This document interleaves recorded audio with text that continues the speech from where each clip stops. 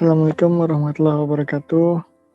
Perkenalkan, nama saya Ardini Wisnuwardana, akan menjelaskan tentang agama dan perkembangan ekonomi dalam mata pelajaran sosiologi agama.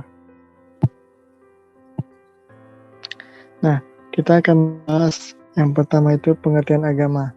Agama dalam arti luas, yaitu suatu yang memiliki aturan atau perintah masing-masing agama yang harus ditaati oleh para pengikutnya, dan aturan tersebut juga mempengaruhi tingkah laku atau perilaku pada pengikutnya. Namun, jika dalam menjalankan suatu perintah dari agama tersebut dan dijalankan hanya untuk kewajiban belaka, maka perilaku seseorang tersebut bisa tidak sesuai dengan apa yang diinginkan oleh ajaran agama tersebut.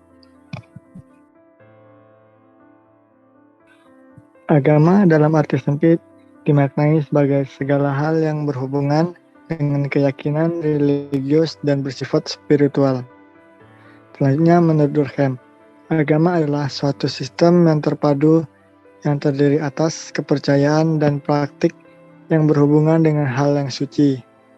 Dan menurut Max Weber adalah mengatakan bahwa agama adalah kepercayaan kepada sesuatu yang gaib yang pada akhirnya muncul dan mempengaruhi kehidupan kelompok masyarakat yang ada. Nah, selanjutnya kita membahas tentang pengertian ekonomi. Ekonomi adalah ilmu tentang perilaku dan tindakan manusia untuk memenuhi kebutuhan hidupnya.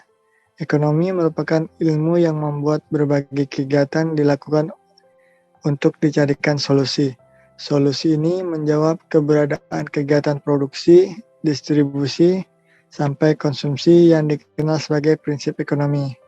Nah, menurut Ibnu Khaldun, ekonomi adalah ilmu pengetahuan yang positif dan normatif.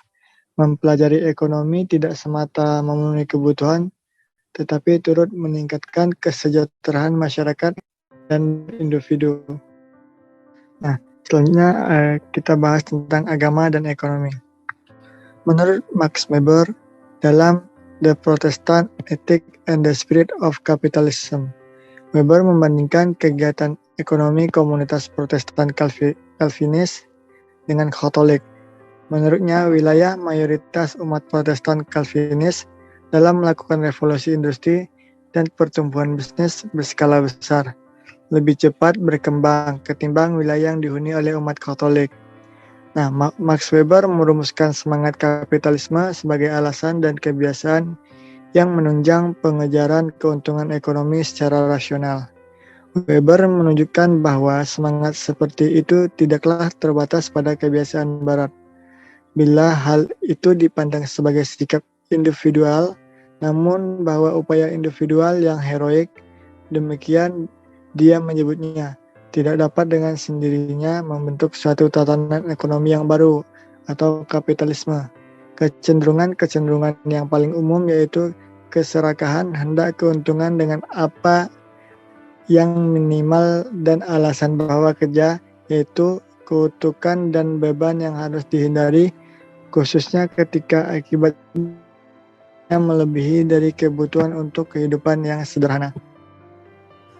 Menurut ajaran Calvinisme, memenuhi kewajiban yang ditimpakan kepada sikap individual bisa diartikan sebagai panggilan atau calling, atau juga panggilan suci.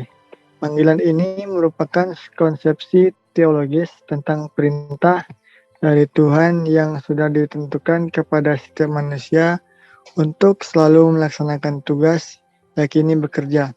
Bekerja bagi aliran ini merupakan tidak sekedar pemenuhan keperluan, tetapi sekaligus sebagai tugas suci dari langit.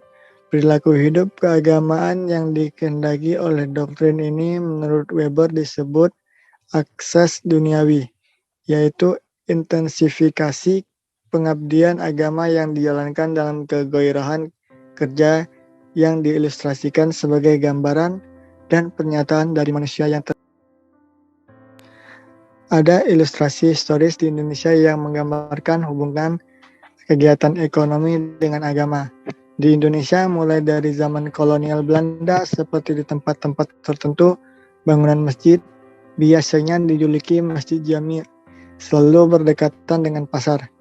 Wilayah di sekitar masjid pun disebut kauman, artinya tempat kaum beriman, dan sekaligus dijadikan pusat kegiatan sosial lainnya.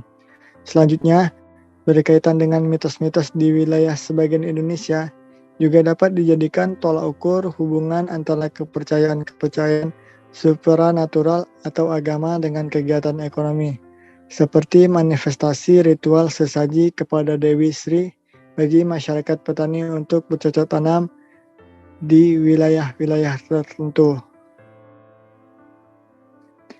Nah, cukup sekian yang dapat saya jelaskan, lebih dan kurang saya mohon maaf. Dan saya akhiri, wabillahi taufiq wal hidayah. Wassalamualaikum warahmatullahi wabarakatuh.